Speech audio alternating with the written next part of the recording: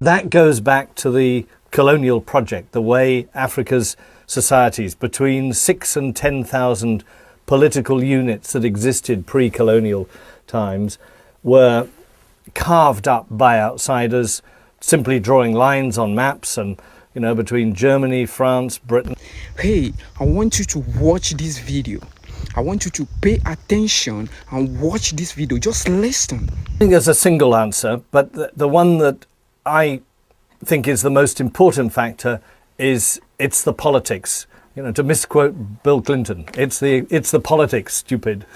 And that goes back to the colonial project, the way Africa's societies, between 6,000 and 10,000 political units that existed pre-colonial times, were carved up by outsiders, simply drawing lines on maps and, you know, between Germany, France, Britain, saying, right, that bit's your bit, that's bit, we'll put the line there, often dividing whole societies.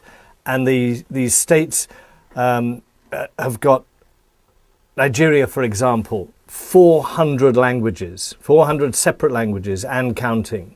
I mean, that's what we're talking about. Maybe as many or more centers of old political power. So it's the overlay of these new states on old societies.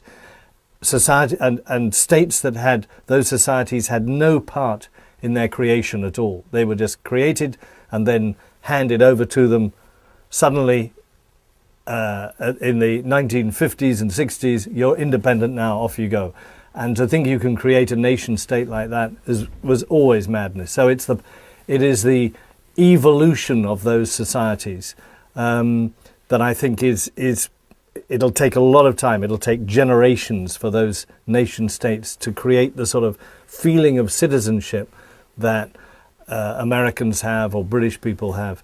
And so I just don't think, I think that's the core of the failure of development. Lots of countries going along nicely, suddenly huge political upheaval, maybe even civil war, all destroyed. Everybody flees, the money shifts out. And I think that's one. And I think the other one, which is closely linked to it, is that Africa's politics have fallen into the hands of elites, as the Nigerians would call them. These are a class of people who are pure business politicians, and business and politics go together in Africa. You cannot stand as a poor man.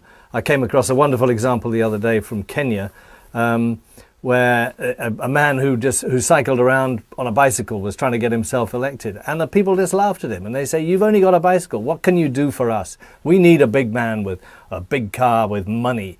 You know, that's the politician we need to." So there's this mentality, which I think has allowed a very small group of people to take over those countries politically, but also economically. And that's why you have something like, I think the World Bank says, between 60 and 70% of Africa's capital shifted out of the continent. It's in banks in Europe and Asia and maybe America as well. But these people just do what the colonialists did, which was suck the wealth out and shift it overseas. And until that changes, that is, until there's a new generation or even a revolution that actually takes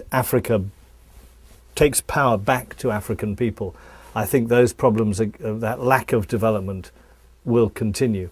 The answer has been, well, why should we invest in Africa as outsiders if the rich Africans don't invest in Africa? And that's been the case up until now. But I think it's changing. I think there is African capital flowing back into Africa, not just from remittances from African diasporas living overseas. I mean, 20 billion a year until recently. Not sure which way it's going to go now. But also some of the big men who are very, very rich men indeed are beginning to say, actually, maybe I can invest in Nigeria and do better than I can by investing in New York or in Switzerland.